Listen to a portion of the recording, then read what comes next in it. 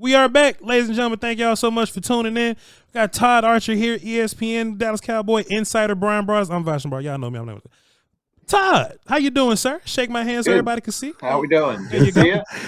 Now, Todd. First time, long time. Thank you. Guess is that what you're supposed to say? First time, long time. Hey, I've been a fan of yours for a long time, but I just assume people have never heard of me, so I just assume that you haven't. I'm new here. Todd, let me just say this from an audience right now. You know, Todd isn't going to report anything tonight. This is all opinions. This is all what we think. So don't run to Twitter talking about Todd Archer says on Doing All Right podcast. I just got questions for Todd. You know, he's a little more locked in over there. Todd, the Cowboy fans want to know. You know, people seem to blame Jerry Jones for the mishaps that have happened over the years, but it seemed like the mishaps back then have been a little more manageable, right? Like if you want to draft, you know, Johnny Manziel, you know, we'll just put you in a headlock and we end up with Zach Martin, right? You can deal with those mishaps. Seems like these mishaps this year, you know, they've been a lot more loud. They've been a lot more non-forgivable, nonsensical. What do you think about this decline that's going on with our Cowboys right now? And the only reason I bring up Jerry Jones because I feel like it starts with him. He's at the top. Right. And, you know, what's going on, Todd? I've seen worse Cowboy teams than this win more. I think we're a relatively talented Cowboy team that is not as bad as our records say. So at the top, what's going on with it, Todd? And why is it Jerry Jones' fault? It's everybody's fault. Everybody's having a bad season with that organization. And now, clearly, I'm not meaning all 53 guys on the active roster. Brandon Aubrey's having a good year. Yeah. When your kicker's your top guy, you got to mention, you know, it's not a great season. Sure. But, you know, they how they've set up the roster.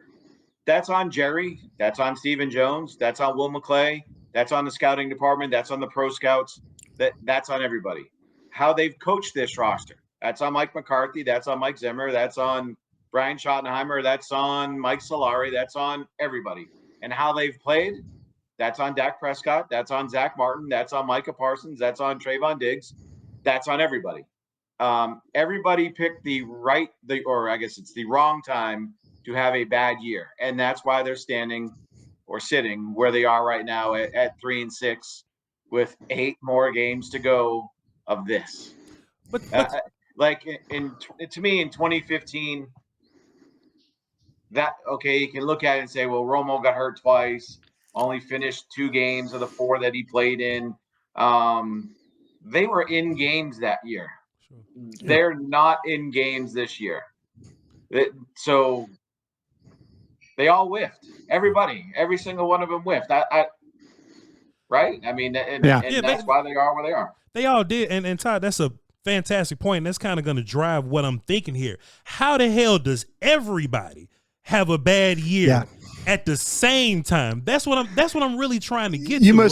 Voch, you must be reading Todd's mind, because Todd asked me the same question driving to the Star the other day. He goes, how does everything go wrong at the exact same time after some of the successes that you've had in the past? You have a quarterback. I wish I had an answer for that, though. Like, why everybody was bad this year. I wish I did, because I'm not going to say all in, but for a lot of guys, certainly for the coaches who none of them are in contract beyond this year, they had to respond.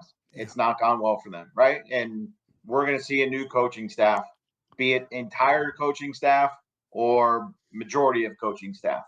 You know, the draft, I mean, I guess it's still incomplete on Guyton. You think he's going to get there maybe eventually.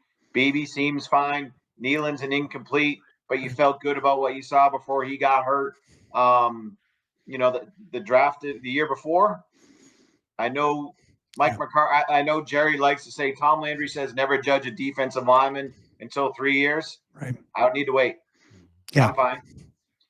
The second round pick, Luke Schoonmaker, I don't understand why he doesn't play more. I don't need to see Brevin Spann-Ford play. Yeah. Good story. Undrafted free agent, fine. Find out what your second round pick can do or can't do. And if he can't do it, then don't have him around. Sure. Right? I mean, it's as simple as that. And now Overshown having a really good year, probably their most pleasant surprise in some respects because of coming off the injury and how he's performed. So I don't know how, like, everybody last year that performed well. Show me the guy, again, besides Brandon Aubrey and Jordan Lewis. And Overshown wasn't around. So show me the guy that has met or exceeded the same expectations from a year ago. There's not one. And if there is, I'm forgetting him. Hey, Todd, you know, when coming out of training camp, you and I watched a lot of practices together and stuff like that. And I kind of felt there were certain positions that they were going to be okay at. You mentioned the tight end room. That doesn't look like it's a very positive situation for them right now. But is the offense's failure, and you mentioned Dak and others, is the offense's failure really kind of what's going on with the offensive line? Yeah. Or was there really a misevaluation of the personnel that they had? Okay. You played, well, you were a long snapper, so I don't know if you were a lineman, so that doesn't count. I was a lineman, but Voch was a lineman too. So you're talking to a couple of linemen is what, yeah. So, yeah. I mean, the boring answer is that's where it starts. And remember, Jerry said coming out of training camp, this is as good as he's felt about the offensive line. Exactly. Yeah. Like, and we kind of shook our head when he said it. It's like, all right, you know, you have a first round pick, you have 2 rookies starting. I guess you feel okay about that. Maybe he liked the depth, but what have you seen? You know, there's still questions there. But yeah, the underwhelming performance of the offensive line has played into the misevaluations at running back and what they have or don't have at receiver. Like at the start of the season, if you had to, everybody's healthy, right? So let's play that game. If you had to say whatever Tolbert's catches are, I think he already has more than what Gallup had all of last year, right? Sure. Somewhere around there, not far off. Hopefully I'm not blowing that stat out of the water, but so to me, they can't protect and they can't run it. Hard to look good as a running back or a receiver and quarterback if you don't have time to throw it. I mean, we're seeing them get rid of the ball so quick and the air yards and all those stats. Yeah. Like, to me, that is where this offense has not lived up to a standard that's been around here for years. And Zach Martin's looking human. Right. Yeah. Terrence Steele has had down moments. Sure. Guyton has had down moments as a rookie. BB, you know, they keep saying he's playing well. I noticed him more on the ground last week against Philadelphia, playing against the big dudes from Georgia. They got him a couple of times in my estimation. And then, you know, the best guy has been Tyler Smith. He's still playing at a good level. I don't know if it's as good as it was last year. Todd, I don't say this to be snarky or funny or tongue in cheek or anything like that. Do you think Jerry Jones does he have an idea about how bad of a job Mike McCarthy's doing right now? And I'm asking this, right? Not being funny or anything, right? Like, everybody else, all the analysts, fans, TV people, we look at what's going on with the offense. We look at what's going on with the team and all this kind of stuff. And me and Brian watch film every week. Hey, this is some nonsense that's happening here. Do you think Jerry looks at that and realizes that that's the problem? Because he'll go on the radio and say, O-line needs to block better. Wide receiver needs to run through contact and things like that. Do you think Jerry Jones goes, maybe if I had a different coach, my offensive line had just had 2 all-pro type characters on it, and a Terrence Steele that wasn't this terrible once upon a time, do you think that my coaching would be different? Or do you think that Jerry Jones just simply looks at this as, well, my players aren't playing well and maybe they'll play better this week? I think when he says, I like the players, he's throwing the coaches under the bus in some respects, right? Good point. So fair enough. I would say, but I mean, I don't want to come in here and defend anything that has happened this year, but I think McCarthy has tried. Let me start with McCarthy is trying some different things, right? Quick game, get the ball out of your hands. Don't if you're going to max protect or you're going to try and take a shot, max protect. None of it's really worked. Excuse me. Think of the play last week. They bring in Let's Go, I think, for one snap. They're trying to block it up and throw a shot play, and they have to throw a check down. So that doesn't go well. Like, and then defensively, we've seen Zimmer try different things, right? With how he's aligned his fronts. With that 3 down lineman, 3 linebacker package that gave Philly some fits. Like, he's trying to do some things different, and it's not working. Again, I'm not defending anybody, but I think they're trying to do different things like the pistol stuff seemed to work pretty good in their running game against Philadelphia. The run game the last 2 weeks has been better. But again, I wrote down, let me see if I can find my numbers here. Yeah. 9 games last year, they had 38 passes of 20 yards or more. This year, they have 24. Last year, through 9 games, 27 runs of 10 or more. This year, 17. And 9 of them have come in the last 3 games. Like, it's not hard to find where this team is falling down and why they're falling down. Again, I'm not defending the coaching and what's going on. I'm just trying to bring a little different context to it. Todd, we heard that in Green Bay, and look, when I say we heard, I didn't hear this. Somebody on TV heard, like maybe you heard and you said it, and I listened to you say it on TV, but that maybe Mike checked out towards the end of the Green Bay administration. And I just been asking all of our guests because I just genuinely want to know what people think about this. And you're not reporting anything, right? But just his relationship with the locker room and the leadership and all this kind of stuff. It feels like Mike McCarthy checked out to me. Do you think Mike's checked out of this thing? I think he's coaching the approach that we see day to day and the limited part that we see, right? We see 15, 18 minutes of practice. We see him in front of us at press conferences. So it's limited to what you see. He's doing the same stuff. That's my point. See, you can look at Mike Zimmer, right? And you can tell, okay, Zimmer got a talent problem, but Zimmer's doing something to figure this thing out. Me and Brian watched him do the same thing offensively all year. Same thing protocol wise. I'm not talking about the same thing. Okay, pardon me. Gotcha. Scheme wise. I'm just saying, because you asked if he's checked out. Right. Fair enough. I don't see it. I don't see that, and I don't see the players checking out on him.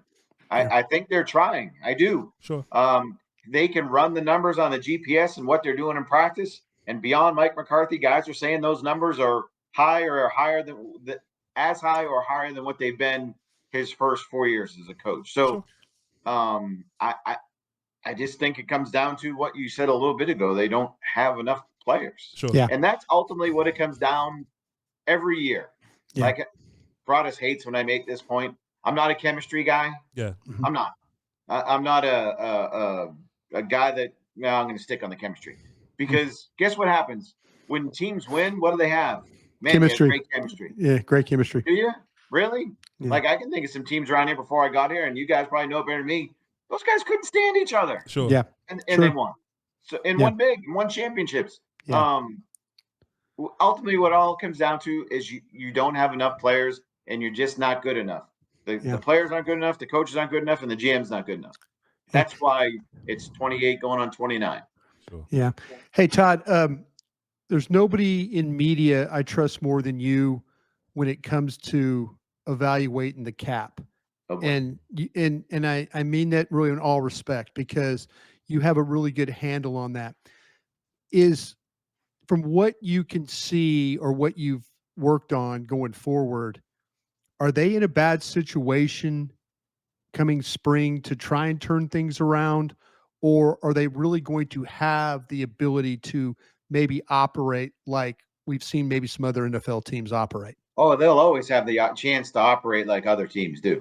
Yeah. Every just team won't. can, right? So the cap, the dire straits of the cap is not. It's not an issue, if that's the right way to say it.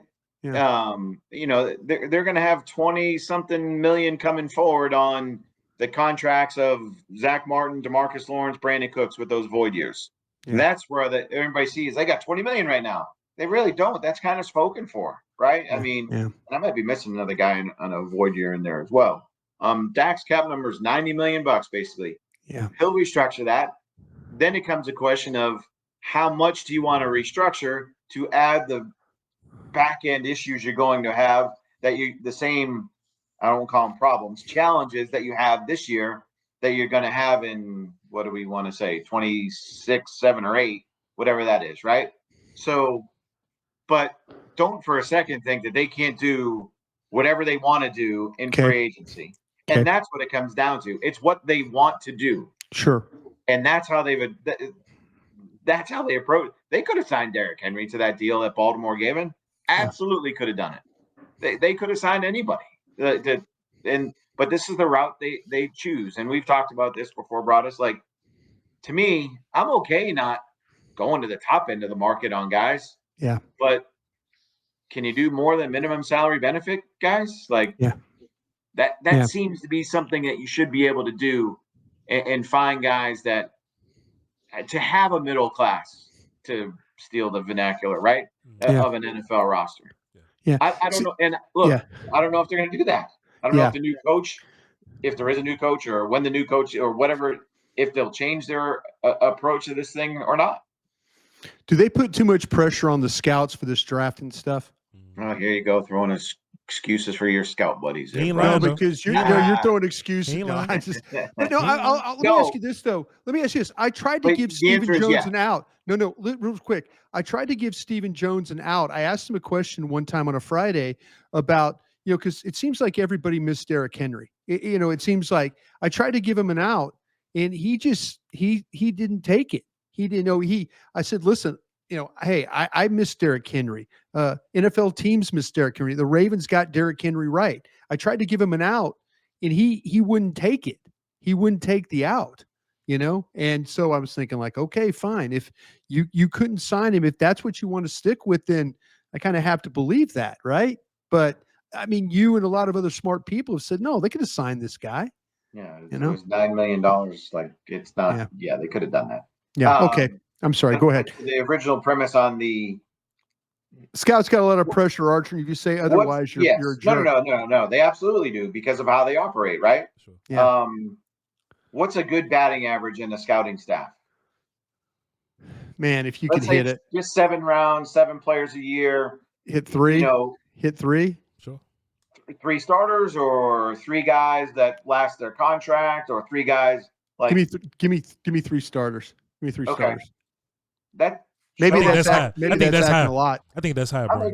I think that's high. You think that's high? I think that's high. Right? I think teams suck at drafting. I think teams are terrible at this. And I think I think some of your best teams. I was damn good at this drafting stuff. You guys are. Here we go. All the story about Jeremiah Trotter and these guys. Damn right. Anybody was born. Damn right, Archer. I was. Yeah, you're damn right. I was.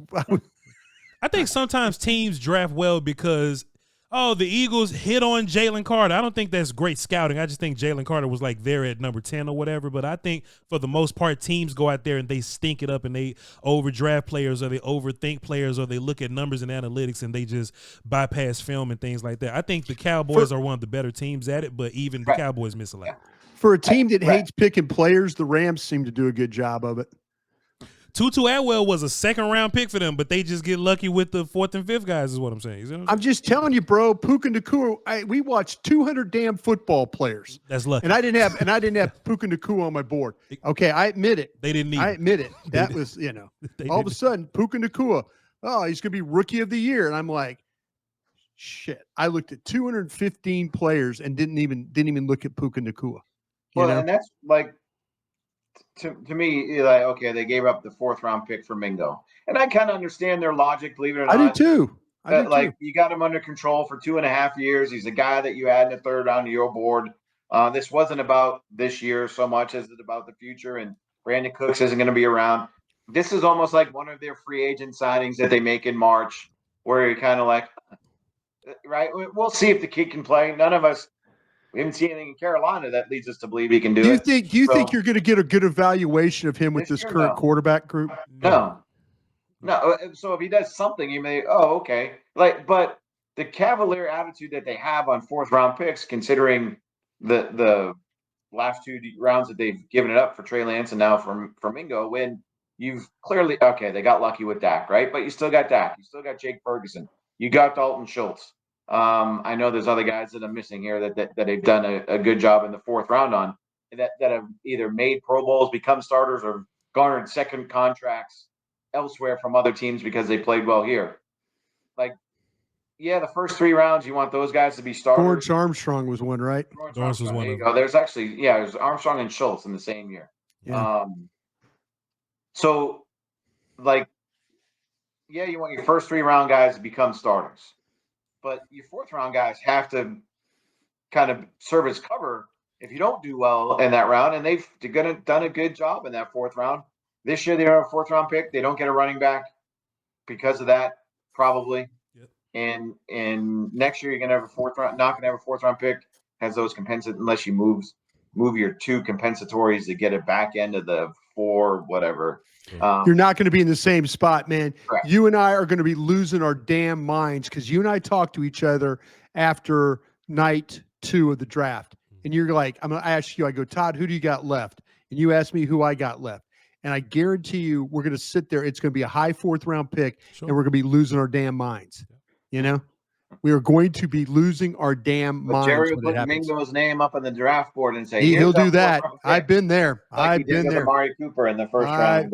Did it put Joey Galloway's tag up there one day.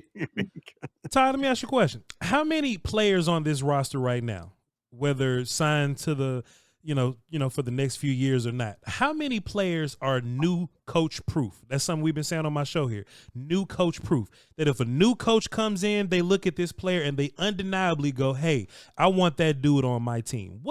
It's probably got to be 5 or 6 of them. What players are new coach proof?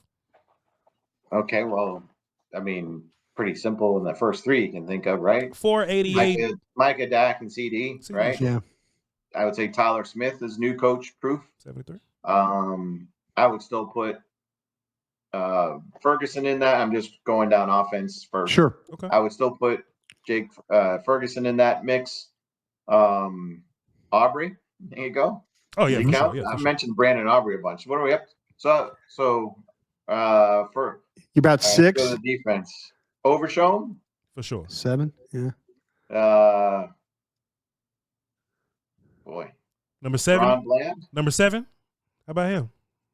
No, I don't think he's new coach proof. 97. He's a free agent. 90.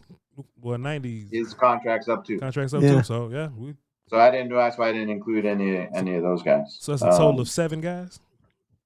8. How about Leofeld? No. I was gonna throw him in there too.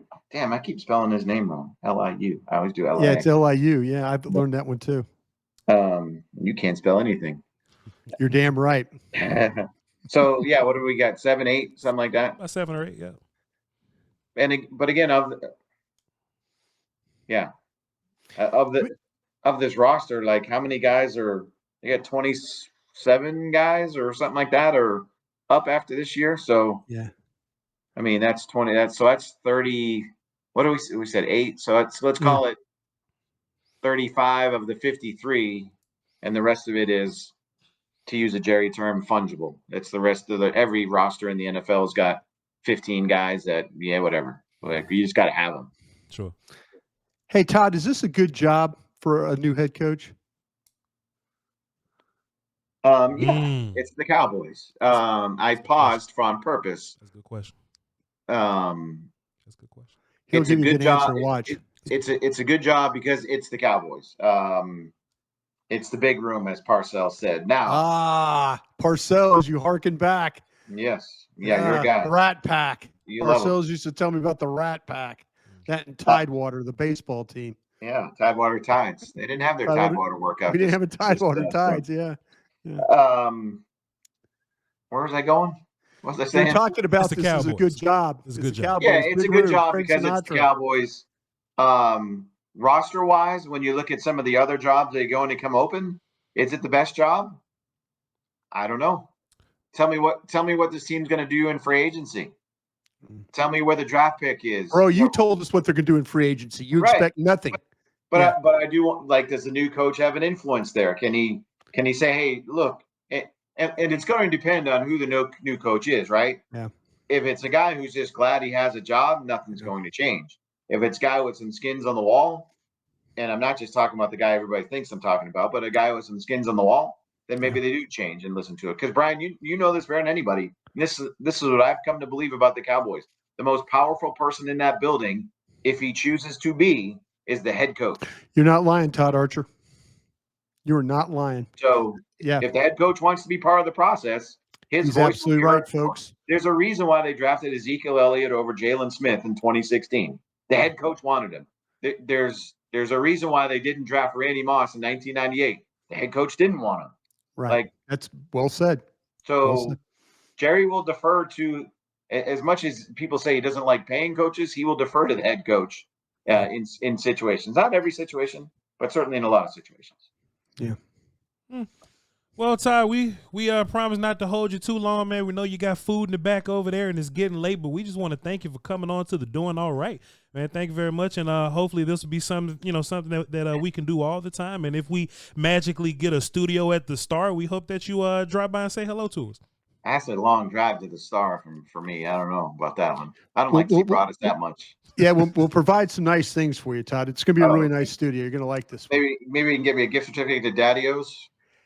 Man, I'll tell you what, and Todd and I are talking. Daddy-O's used to be a place where Todd and I at Valley Ranch would go and have lunch basically every day. It felt like it was one of the most authentic Mexican food, and it was like a driver and a 4-iron away from Valley Ranch where we were at.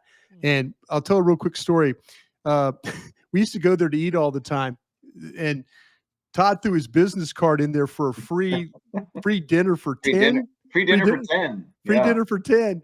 And like Todd threw his business card in there, and Todd won the dinner and took us all in there, and we eat there every day. And the guy's like, I felt bad. I know Todd's like, man, I really am sorry you drew my card. He's like, no, come on. Next thing you know, we're having tableside guacamole, margarita, best queso in the area. I mean, awesome.